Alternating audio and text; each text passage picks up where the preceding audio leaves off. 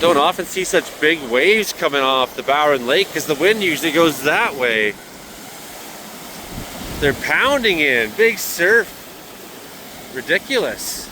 Wild. So I observed something that was pretty wild yesterday at Bowron Lake, which was waves coming in hard from the opposite direction than I've ever seen in my 20 years of going down to Bowron Lake. The waves go. They almost always go the opposite direction. So when you're paddling out of the chain as a canoer, you're coming into this headwind that's always blasting strong. So we're going to look at a little bit of the video. I'm going to describe what I think caused this. Let's go. There it is. This is bad news. My God. Anything can happen. Yeah. Wow. I'll watch the video later. Hey, climb up in this. Hit like, share, subscribe if you care, if you dare. That helps me stay here, stay there, live on the channel. Okay, let's look at the video first of all from last night. It's like fucking Hawaii here.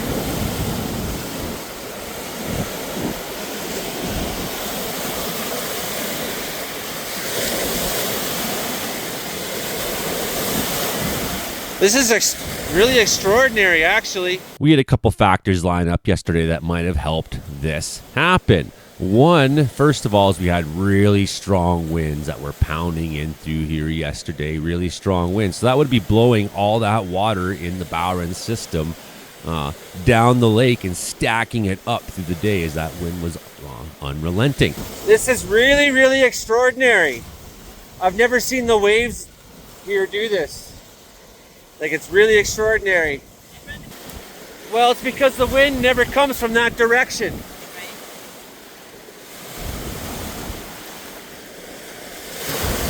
And to see such big waves on Bowron Lake, you'd almost always have to be on that side of it to see waves of any kind. Oh, look out, Kenny. You get friggin' drowned in that. Big white caps, rolling waves. But then what's happening too is we had a warm day and you had air rising in the mountains only to near sunset start descending rapidly and fast. So I think that is partly why we had winds coming from the wrong direction at that time. And then take into consideration as well that there's this heavy melt water load that's happening every day. It starts to rise as you get into the late afternoon. And if you've ever been fishing in the Bowron River, you'll notice this because you'll like set your tackle box in a dry spot, and by 5 o'clock, suddenly the water's really close to your tackle box if it's not carrying it downstream already. While we have snow in the mountains, that tends to happen. So these three things seem to line up, and Chris Calais pointed to me to a word I'd never heard before, so we all get to learn something today. Now, it's a phenomenon I understood when he said it, but I had never heard of the word before, and that's a seiche. I'm not exactly sure how you even say it. Seiche. It's a standing wave in an enclosed or partially enclosed body of water. Seiche-related phenomenon have been observed on lakes, reservoirs, swimming pools, harbors, bays, caves, seas, and whatnot. Okay, so it was come up with a Swiss hydrologist in the 1890s there, Francois Alphonse Forel, came up with the term there for an effect he saw in Lake Geneva, which in some ways has some comparability to Bowron Lake being in the mountains like it is. It's been used in the region to describe oscillations in alpine lakes and whatnot. So causes of nature, seiches are imperceptible to the naked eye generally because they happen all the time. You're just not really cognizant of it.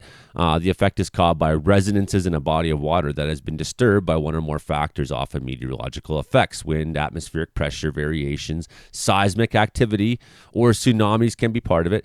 Gravity always seeks to restore the horizontal surface of a body of liquid water. As you can see here, what's going on in this little diagram here. The impulse is reflected back from the end of the basin, generating interference. So repeated reflections produce strong standing waves in one or more nodes. Low rhythmic seiches are almost always present on larger lakes. They're usually unnoticeable, the common wave patterns, except during periods of unusual calm. Harbors, bays, and estuaries produce small seiches with an amplitude of a few centimeters and over periods of a few minutes. The original studies in Lake Geneva by Forel found the longitudinal period to have a 73-minute cycle and the transversal seiche to have a period of around 10 minutes. So it's been about 73 minutes stacking up and 10 minutes bouncing back out.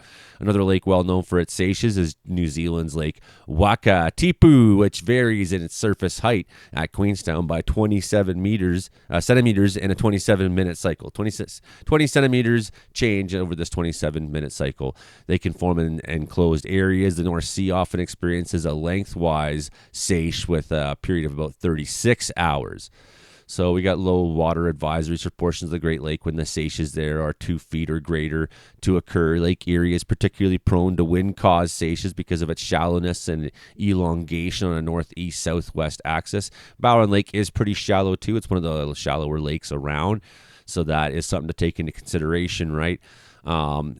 Extreme seiches of 5 meters can happen on the Great Lakes, okay? So the effect is similar to a storm surge that's caused by hurricanes along the ocean coast, right? So the seiche effect will cause oscillations back and forth across the lake for some time. In 1954, the remnants of Hurricane Hazel piled up water along northwestern Lake Ontario near Toronto, caused extensive flooding, and established a seiche that subsequently flooded along the south shore. So the water rebounded back, and when it came back, it flooded the other side of the lake.